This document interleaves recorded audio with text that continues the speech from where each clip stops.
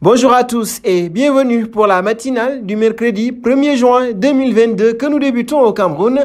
Samuel Eto'o demeure président de la Fédération camerounaise de football. Ses adversaires vont devoir patienter encore un mois avant d'espérer voir leur rêve se réaliser.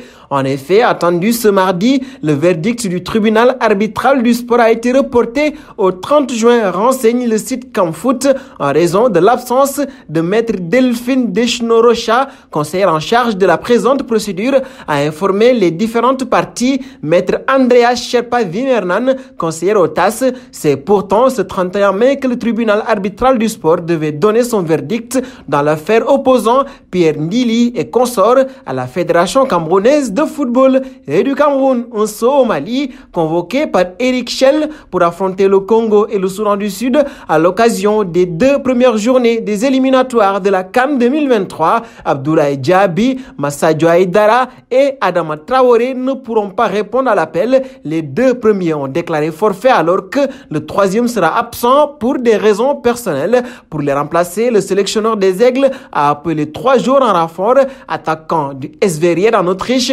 Néné Dorgeles a été convoqué, tout comme Kamori Doumbia qui joue à Reims. Daouda Guindo de Red Bull Salzbourg a également été appelé. À noter que Kamori Doumbia et Daouda Guindo arrivent chez les Aigles pour la première fois alors que Néné a été appelé pour la première fois et c'était en mars dernier. Nous passons au dossier Sadio Mané. Bien que Kylian Mbappé ait pris la décision de prolonger son contrat, la piste Sadio Mané est toujours d'actualité au Paris Saint-Germain. D'ailleurs, Sport Bild révélait dernièrement que l'attaquant de Liverpool prenait en considération l'option Paris Saint-Germain et notamment pour des raisons financières. Cependant, Liverpool ne compte pas vendre au rabais son attaquant. Depuis quelque temps, la presse allemande fait part d'un transfert cet été pour Sadio Mané du côté du Bayern de Munich pour la modique somme de 30 millions d'euros. Cependant, The Athletic a révélé qu'il ne fallait pas compter sur le fait que Liverpool laisserait filer son numéro 10 contre moins de 50 millions d'euros cet été.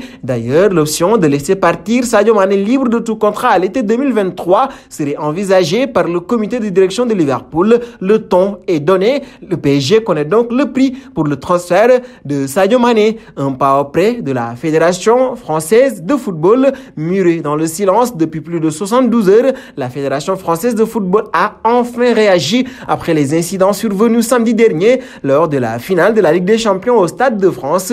L'instance semble épouser la version des faits du gouvernement par le biais d'un communiqué publié sur son site internet. La Fédération française a rappelé qu'elle avait mis en place 1650 agents de sûreté et d'accueil en anticipation d'une éventuelle présence de personnes sans billets ou en possession de faux billets, un dispositif supérieur de 25% à celui d'un match de l'équipe de France à guichet fermé. Et nous partons en Espagne. Le conseil d'administration du FC Barcelone a convoqué une assemblée extraordinaire de ses membres le 16 juin pour voter l'approbation de la vente de 25% de ses droits TV de la Liga, une vente qui pourra se faire avec un ou plusieurs investisseurs. D'après le club, le Barça n'a pas répondu à l'agence de presse Reuters s'il cherchait à vendre ses droits à CVC. En décembre 2021, le club s'était retiré d'un accord avec le fonds d'investissement CVC Capital Partners qui avait été approuvé par 38 des 42 clubs membres de la Liga. Le FC Barcelone avait par la même occasion rejoint le Real de Madrid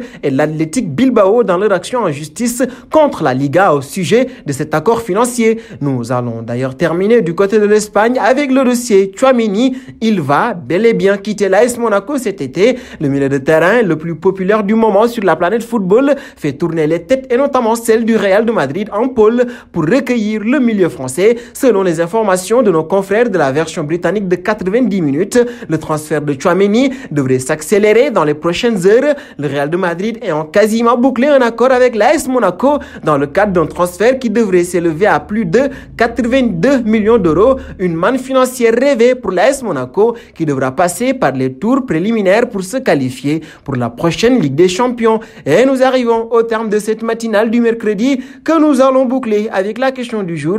Entre le PSG et le Bayern de Munich, quel serait le meilleur choix pour Sadio Mané? Vos réponses seront attendues en commentaire. En attendant, n'hésitez pas à vous abonner sur Afrique Sport, c'est bien sûr, pour ne rien manquer du football continental et international.